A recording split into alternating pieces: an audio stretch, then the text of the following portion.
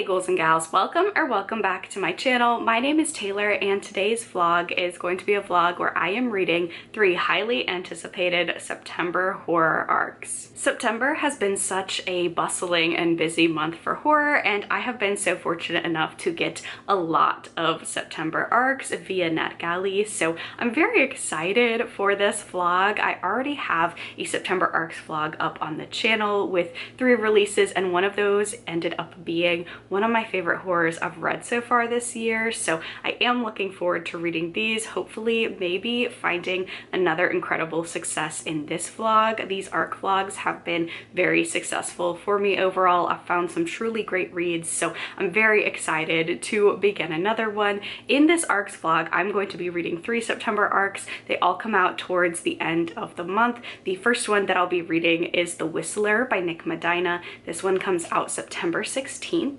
The next book is Slashed Beauties by Rushby. This comes out September 23rd. And then last but not least, we have the October Film Haunt by Wehunt. This comes out the 30th. So we are going to go in order of release date in this vlog, starting this vlog off with The Whistler. I have read a book by Medina before and really enjoyed it, so I'm looking forward to this one. This is about a young man who is haunted by a specter bent on stealing everything he loves in this unsettling horror. This is paranormal, it's got some folklore in there, and it also has to deal with a ghost hunter, a paranormal investigator. So pretty excited for this one. I'm gonna go dive in and I'll check back later with a reading update.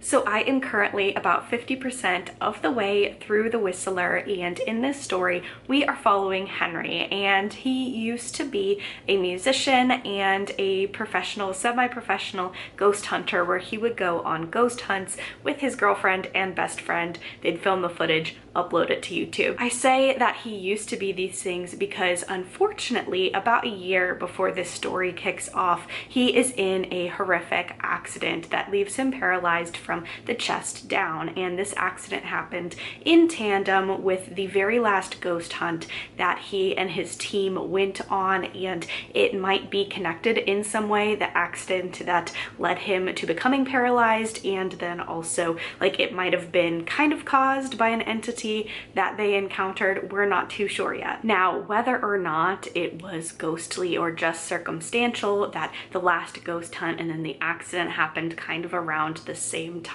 Henry has very complicated feelings involving ghost hunting and involving pretty much everything that's been going on in his life since the accident. He is now living with his grandparents, and that is a really hard adjustment. He is in his early 20s and just going from just becoming an adult and getting all of this freedom and responsibility, and then suffering an accident and having to really rely on your grandparents again for day-to-day tasks and learning how to navigate the world as a newly disabled person. That's a lot for Henry, and he is really struggling with this. This book kind of goes back and forth between 2 timelines. We're getting a 2023 timeline, which is right before the accident happens, and then a present day timeline, which is after the accident happens. And we do see that this accident has just sucked so much of the enjoyment around Henry's life.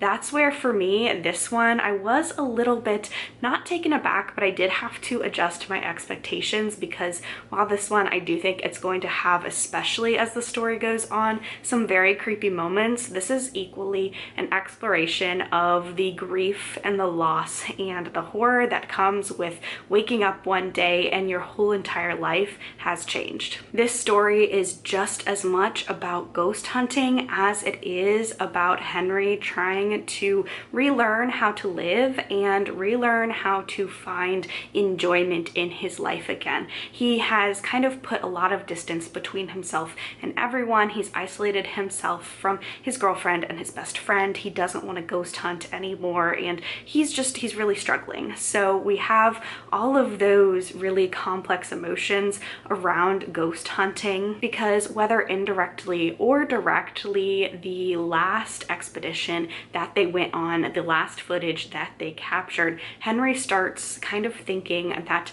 there might be some sort of curse, or there might have been some sort of spiritual, paranormal, poltergeisty sort of activity that caused his accident, which obviously makes it that much more harrowing to get back into ghost hunting. The very last ghost hunt that Henry and his crew went on involved something called the Whistler, and this really goes into indigenous folk tales and folklore of how you should never whistle at night, and Henry does. Henry does this during the last expedition. He starts to worry that something had followed him home. He had the accident, and now he's trying to kind of pick up the pieces of his life over a year later, and is maybe wanting to get into ghost hunting again, but it's very hard for him physically as well as emotionally. I do really enjoy the ghost hunting elements, and I think in the latter 50% of that, we're going to pick up on that a little bit more as Henry is trying to get back into ghost hunting again, trying to reconnect with his girlfriend and his best friend. So I think we're going to find out more about the Whistler, more about their ill-fated last ghost hunt, and kind of see what happens from there. So this is definitely very character forward so far. I think this author is doing a really good job of exploring all the complex emotions when you wake up from a tragedy and you are happy to be alive, but at the same time really having to deal with the fact that your life is just so completely changed. So I am really enjoying that character journey. Henry is a very young and very like impulsive and kind of arrogant young man in the 2023. So we see just how much from the alternating periods of time that we're following during this one, how much this accident has changed him, hopefully a little bit for the better, because a lot of the things that he does in the past, I feel like he's a little bit unlikable, but he is very young. So I'm definitely enjoying that character exploration there. There are a lot of elements to Henry's character. He's very complex and dynamic, not always the most likable at times, but definitely very interesting to be inside his head and follow his journey. And I am very intrigued to see where the next 50% of this book is going to go. Hopefully there will be some more ghost hunting, some more scares, because the couple of scares that we've gotten so far, the ghost hunting footage has been very creepy. So I'm definitely hoping for some more of that as I read the second 50% of this novel.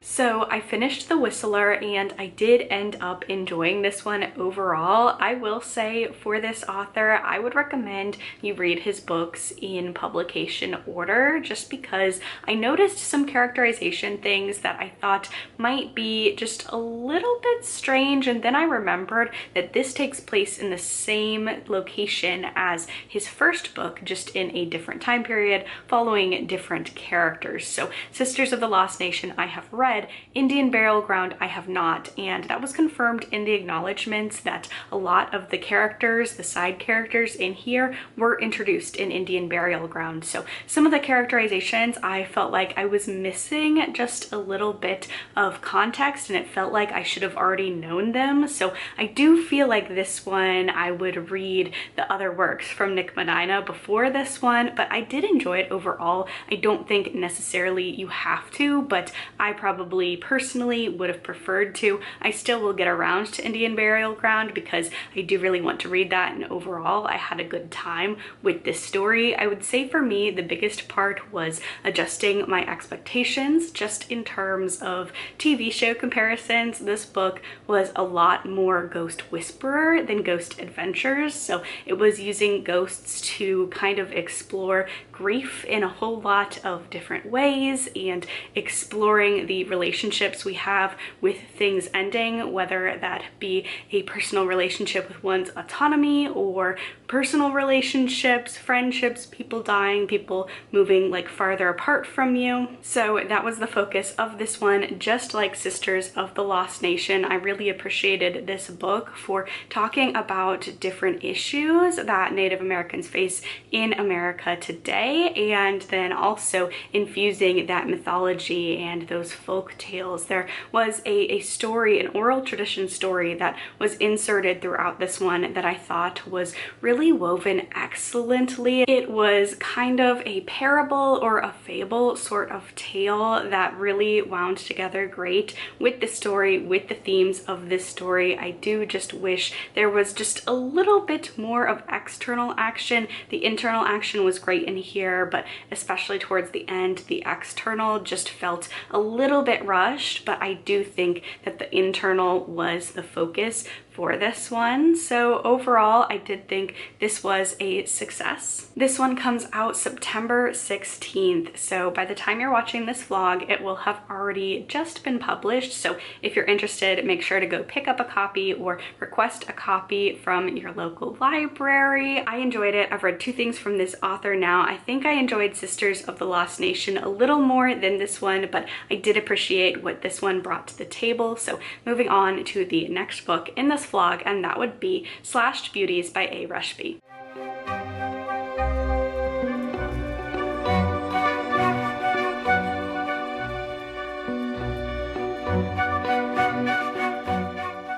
So I am now about 40% of the way through Slashed Beauties. It's going okay so far. However, right now this is really feeling a lot more like a historical literary sort of tale than a Gothic horror, but the premise is really interesting. So we have two timelines in this one. We have a present day timeline where we have our main character Alice, and she is an antiques dealer. She has long been searching for these slashed beauties, which is a set of 3 anatomical models, and they were created to help medical students figure out anatomy, what's going on inside of the body, without using real corpses. They're very lifelike, and these ones were created to be very beautiful. The women who sat for these lifelike sculptures were women of the night. The set of 3 includes a madam and her 2 sex workers. So we have 3 very beautiful women sitting for these sculptures, and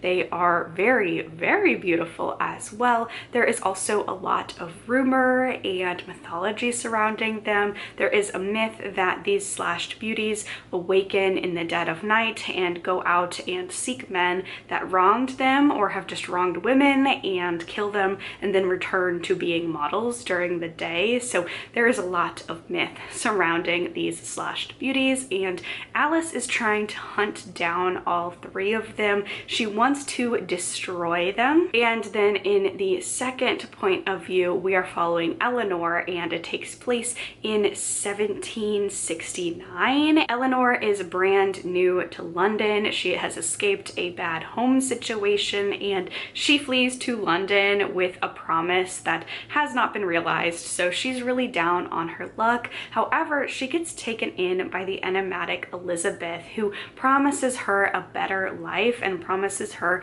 if she works as a sex worker for Elizabeth, she will get fame, she'll have a roof over her head, and she'll make money for herself and live a good, comfortable life. Things that were very hard to have at the time. She promises that this is going to be a great way to have control over one's life, have agency, and it seems like a dream come true for Eleanor. However, as Eleanor is slowly brought into Elizabeth's world alongside with another woman named Emily, they start to realize that this is just another sort of cage, albeit a gilded one. So we're switching back and forth between those POVs and the 3 women, including Eleanor that we're following seem to be the basis of the slashed beauties in the present day timeline. So I will say I think the historical parts of this one are a lot more interesting than the present day so far. I think that's because I'm really frustrated with Alice as a main character. This is told in first person format, but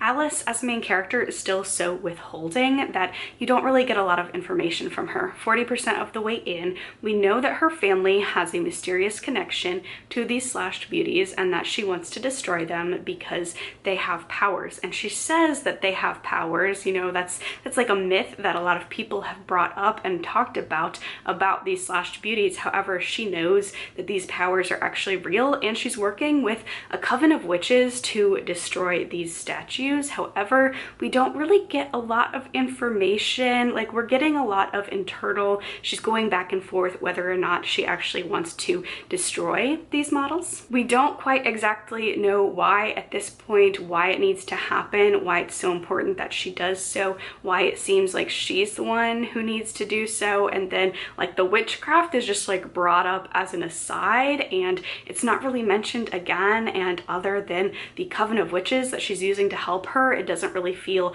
like this is fantastical in any other way at all. Of course, you know, if we have these slashed beauties that are actually coming alive, then that would be fantastical as well. We haven't seen that so far in this story. So while this is an interesting tale, and I do like historical fiction, so I'm really enjoying the historical elements, I'm enjoying Eleanor's story, I just am not really vibing too much with Alice, and she's such a withholding main character. And the fact that we are in first person, you'd think that we'd get more of an insight into who she is, why she's doing this, but she'll constantly say things in her monologue, in her internal monologue, like, I want to trust her, but I can't trust people anymore because of my past, and then leave it at that. And there's a lot of things like that that hint that she's hiding something, but at 40% of the way in, I need her to reveal a little bit more of that. Like, that's okay if she has a lot of secrets, but we need to reveal some, keep some hidden, and like keep it going. So while I am enjoying the historical elements of that, as I am a historical fiction lover, I do hope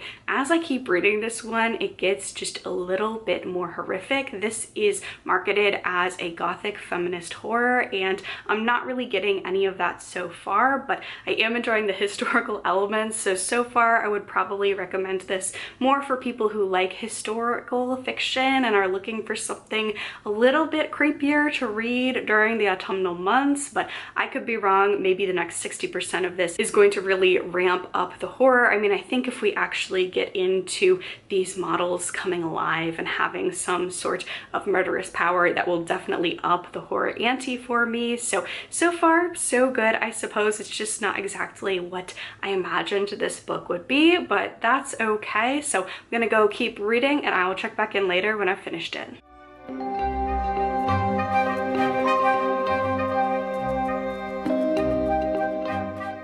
So I finished Slashed Beauties, and overall this one ended up just being okay for me. I really did love the historical immersion and the historical elements of this one. I thought the author did a really fantastic job of really putting you in to the time and the place that the past timeline was in. The present timeline just never captured me as much as the one in the past, and I think that this one also is just suffering. I don't know if it's suffering because of just my personal expectations, but I do think it is being mismarketed just a little bit. So take, for example, the UK cover of this one, and the UK cover has a very prominent blurb on the front cover that says, "Men want their bodies, now they want revenge." And that also pairs with, this is supposed to be like a feminist body horror that has to deal with these slashed beauties. And so my expectations, I was expecting a lot more slicing and dicing. Like, my expectations for this one, I was thinking it was going to be a historical, good for her feminine rage sort of horror that just had like House of Wax style of elements. And so I think that's just a combination of just a little bit of the marketing, and then also me just reading that marketing and just taking it in a completely different direction than this one was. I will say I don't think this is necessarily going to be be for body horror fans. The part about these slashed beauties, these anatomical models coming to life and taking revenge on men that have done bad things, that plays a very, very small part in this novel. That doesn't really happen until about the 70% mark, and you don't get much of that on page. So for a book that is about these anatomical models being serial killers in a way, you don't get a lot of murder on page. You also don't get a lot of sex work on page. So if you were hesitant about going into this one because one of the points of view dealt very heavily with sex work during the Victorian sort of era, I do think you could pick it up. It never gets graphic in that particular way. So I just think for this one, it was more of a Gothic historical, and I think it might have been just better for me had it just been historical and had more of a chronological timeline. I just thought that the modern day aspect, the modern day point of view with Alice was very, very exposition heavy, and it really broke up the momentum of the slashed beauty timeline that was taking place in the past. So this book came out September 23rd. If you are interested, you can go grab a copy from your local bookstore or request that your library get a copy for you. I think this one should be marketed more as like a Gothic historical with fantasy elements instead of, I'm seeing a lot of body horror in the like synopsises and blurbs and marketing for this one. I think if you're going in expecting really heavy body horror, that you're going to be disappointed. Now, the things that do happen to these women, especially in the historical timeline, are very horrific, but just the focus and what is focused on in this story, I wouldn't categorize this as a body horror, if that makes sense. And while I wouldn't say this book isn't feminist, I will say that this book does suffer from a lot of characters just having complete arcs full of suffering. You don't really get a sense of justice and conclusion for a lot of the characters. A lot of the characters feel put in here just to suffer, and that's really hard to read about. And I feel like for a lot of characters, we don't get a sense of closure or catharsis or even justice for what happened to them by the end of this book. So that was kind of a letdown for me as well. This wasn't a bad book by any means. There were a lot of parts that I really enjoyed about this one. I'd say this has a lot of really strong parts that unfortunately just didn't come together in the most cohesive of ways for me, but I do think there's an audience for this one. So if you are interested in more, if you love historical fiction and you like historical fiction with a little bit of fantasy, you're looking for something maybe a little more horror, not full-fledged horror, but just a little more seasonal for September, October, spooky season months, then I think you could really get along with this one. But finish that book. We are now moving on to the last book in this vlog, which is The October Film Haunt by Michael Wehunt. This one says it's Paul Tremblay's horror movie meets the scope and emotion of Stephen King in this heart-pounding, magnetic tour de force novel. So pretty excited about this one. Gonna start reading, and I will check back in later with an update.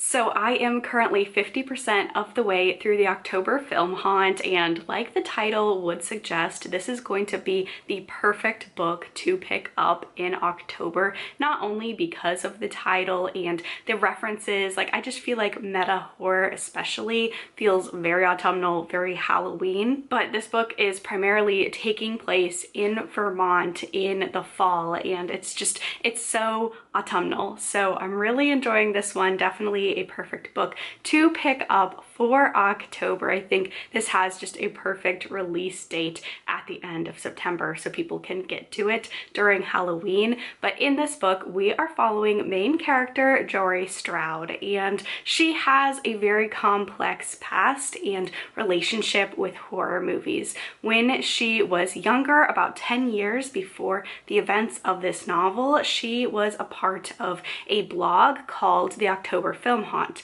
and her two best friends would go around from location to location. They would scout out locations in which indie films and creepy, purportedly haunted films would shoot their films in those locations. They'd spend the night at those locations, and that was how they got their success talking about horror movies and the really cool locations that inspired the filming of those horror movies. However, when one of the blog posts from the October Film Haunt inspires a tragedy, the three members break up. They don't speak to each other again. Jory in particular feels a lot of guilt and feels very responsible for this. So now it is 10 years later, and Jory is trying to get a fresh new start with her son in Vermont and a life that is very far removed from anything horror movie related. However, this book opens up with her getting a very mysterious videotape of VHS in the mail, and she's really curious about what this is. She puts it in her VHS player and starts watching it and starts to worry that someone is potentially either playing a prank or some sort of guerrilla marketing, making a sequel to the movie that caused that controversial blog post that caused that accident to happen. So as things start piling up, coincidences and things that seem a little bit too sinister to be coincidences, Jory starts to worry that she is an unwilling participant in a sequel to this film, and where is it gonna go from there? She's a little spooked at first, really just hopes this is a prank, but as things keep ramping up, she starts to worry that this is less like guerrilla film marketing techniques or a prank, but rather someone filming their very own movie with all too real consequences. So I do really think this is a fun and enjoyable horror read. This definitely plays into It Was Calmed to Horror Movie by Paul Tremblay, and I totally see those aspects of it because we're dealing with a cult found footage-esque horror film. The first film is not found footage, but there's just a lot of guerrilla filmmaking in here, and also just the scares and the horror have to deal with finding VHS tapes and feeling yourself being filmed out of the corner of your eye, finding footage of yourself. Like Jory is going through all of this, so the horror in here feels very, very cursed film horror movie related, which is a lot of fun. We primarily follow Jory, but occasionally we will get these interstitials where we'll get like the Wikipedia page of the October Film Haunt or the movie Proof of Demons. We'll also get interviews from people, blog posts, and then occasionally we will follow other characters in this narrative that at first you're so confused why they're a part of it, and then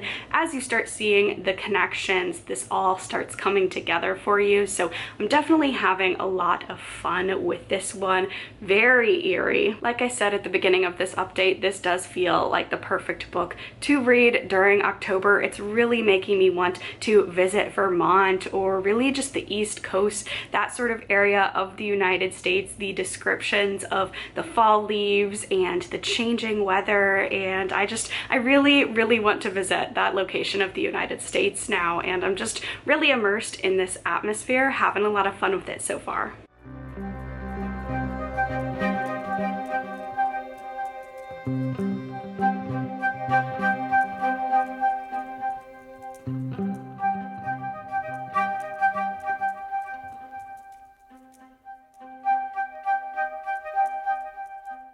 So I did finish the October Film Haunt, and I really enjoyed this one. I'm a little bit bummed that I am getting this vlog out later than I wanted to. So it is October when you're seeing this. All of the books in this vlog are out. This book actually came out September 30th, but this is just such a great book to pick up for October. I love picking up a horror book in October that features the month of October or has any sort of meta elements, because that just really screams Halloween to me. So I loved this one. If you like cursed film, if you like anything that feels like, you know, fiction blending into real life, I would almost compare this to The Ring or Wes Craven's Nightmare on Elm Street movie. I think this really blends that sort of meta element and then fictional films bleeding into real life. I really enjoyed the character work in this one. one, I thought it was a great blend between character development, action, plot, so internal and external development, moving this book along. And there were such a lot of moving parts in this one. It's very intricately built up, and there are a lot of moving parts and none of them feel wasted. You never feel like you're going on a detour that doesn't make sense for the rest of this book, and it really just does feel like a puzzle, and you get an immense amount of satisfaction kind of peeling back the layers piece by piece. This has some genuinely creepy scenes as well. I'd really recommend, if you could, reading this in the dark, or this could be fun as well. This October, take this book to a park and read it like right around sunset, and I think that would really set the scene for this one. Just the descriptions of the beautiful fall leaves and Vermont Octobers, I just thought was such a great component to this one. This is definitely a book, if you love horror, you'll want to check out in October. I just thought it hit so many boxes for me in what I'm looking for in a horror novel about cursed film, and also just a perfect horror book to recommend for October as well. So this is definitely going to be one that I put on my recommendations list when people ask me for